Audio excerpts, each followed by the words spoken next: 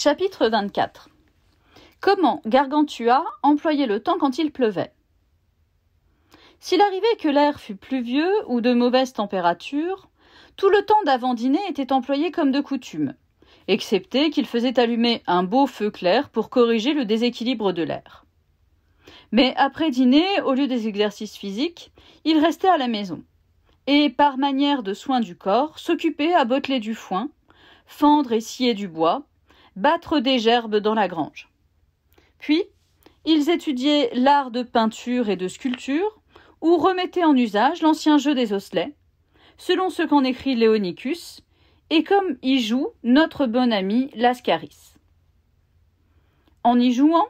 il collectait les passages des auteurs anciens auxquels il était fait mention de ce jeu, ou posait quelques métaphores à partir de lui. De même, ils allaient aussi voir comment on étirait les métaux, ou comment on fondait l'artillerie, ou ils allaient voir les lapidaires, orfèvres et tailleurs de pierreries, ou les alchimistes et fabricants de monnaie,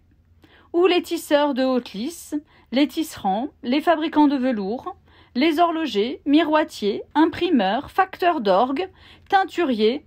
et autres, telles sortes de travailleurs, et partout, en donnant le vin, ils apprenaient et considéraient le travail et l'invention des métiers.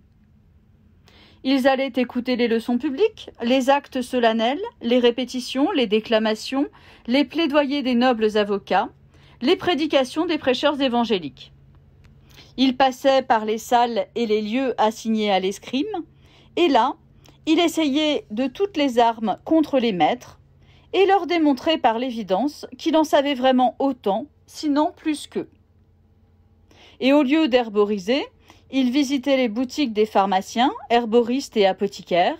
et examinait soigneusement les fruits, racines, feuilles, gommes, semences, onguents exotiques, et aussi comment on les transformait. Il allait voir les bateleurs, escamoteurs et vendeurs de remèdes miracles, et il examinait leurs gestes, leurs ruses, leurs cabrioles et leurs beaux parlers, spécialement ceux qui viennent de Chauny en Picardie, car ils sont par nature grands jaseurs et beaux débiteurs de balivernes en matière de singe-vert. À leur retour pour le souper, ils mangeaient plus sobrement que les autres jours, et des nourritures plus desséchantes et exténuantes, afin que le déséquilibre de l'air humide, qui se communique forcément au corps par voisinage, soit corrigé par ce moyen et ne les incommode pas, du fait qu'ils n'étaient pas exercés comme de coutume.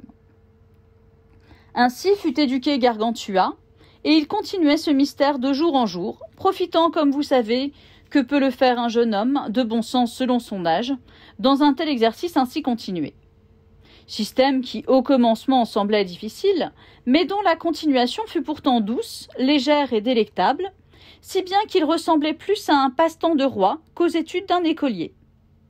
Toutefois, Ponocrates, pour le reposer de cette forte tension des esprits, choisissait une fois par mois quelques jours bien clairs et bien sereins, où il sortait le matin de la ville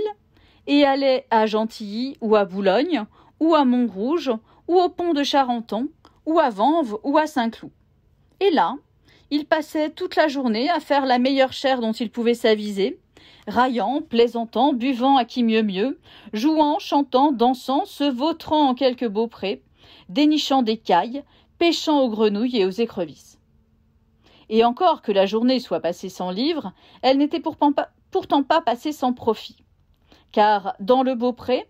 il récitait par cœur quelques plaisants vers des géorgiques de Virgile, d'Hésiode, du rustique de Policien.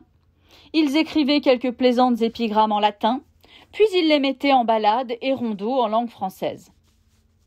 En banquetant du vin coupé d'eau, ils séparaient l'eau comme l'enseignement Caton dans la vie rustique, et Pline, avec un gobelet en lierre, il lavait le vin dans un beau bassin d'eau, puis le retirait avec un embout, faisait aller l'eau d'un verre à l'autre, bâtissait quelques petits engins automates, c'est-à-dire se mouvant par eux-mêmes.